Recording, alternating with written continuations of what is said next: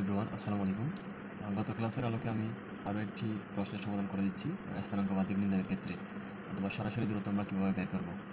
তো এখানে একটা প্রশ্ন দেওয়া আছে, এক ব্যক্তি 5 মাইল পশ্চিমে 5 মাইল পশ্চিমে 2 মাইল দক্ষিণে এরপর আবার 5 মাইল পশ্চিমে যায়। যাত্রাস্থান থেকে সরাসরি দূরত্ব কত? তাহলে এটা করার জন্য আমরা আমার গত ক্লাসে যে ভিডিওটা আমি আপলোড দিয়েছিলাম দিক কীভাবে নির্ণয় করবেন, আবার আমি একটু রিমাইন্ডার দিচ্ছি।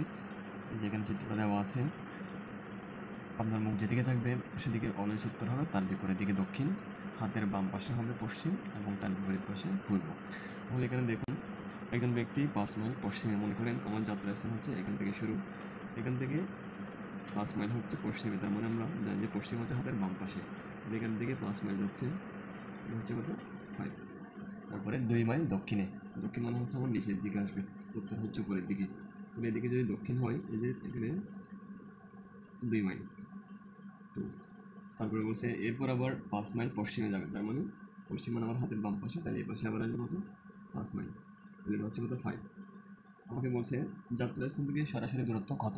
তাহলে যাত্রাস্থান হচ্ছে এই জায়গায়, তাহলে এই জায়গায় গিয়ে আমার স্টপ থামবে, তাহলে এখান থেকে আমার সরাসরি এই দূরত্বটা আমাদের বের করতে হবে। তাহলে এখন দেখুন, এখানে যদি আমরা একটু বর্ধিত করি, যাত্রাস্থান বরাবর নিয়ে যাই, তাহলে এতটুকু হবে। এটা সোজা এখানে দেন, দেখুন এবার এখান থেকে এতটুকু যদি 5 হয়, ঠিক একইভাবে এই দূরত্ব থেকে এই দূরত্ব হচ্ছে 5। আমার এখান থেকেই সরাসরি দূরত্ব বের করতে হবে।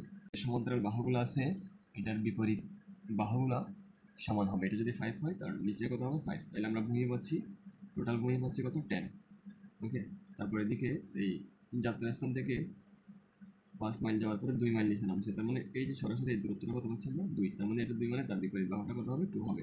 তার মানে আমরা এই মানটা পাচ্ছি এখানে লম্ব। তাহলে ভূমিও পাইছি, লম্বও পাইছি। আমরা যদি পিথাগোরাস সূত্র ব্যবহার করে অতিভুজের মানটা বের করতে পারি, তাহলে আমাদের সরাসরি দূরত্ব বের হয়ে যাবে। তাহলে দেখুন কীভাবে করবো। পিথাগোরাসের সরল সূত্র হচ্ছে আর ইকুয়াল কত √ওভার ভূমি স্কোয়ার প্লাস প্রস্থ স্কোয়ার। তাহলে এখন এটা ক্যালকুলেশন করুন, 10 × 100 প্লাস কত 4। তাহলে 104কে যখন আমরা রুট করবো, 104কে যখন আমরা রুট করবো 10.198। ধন্যবাদ।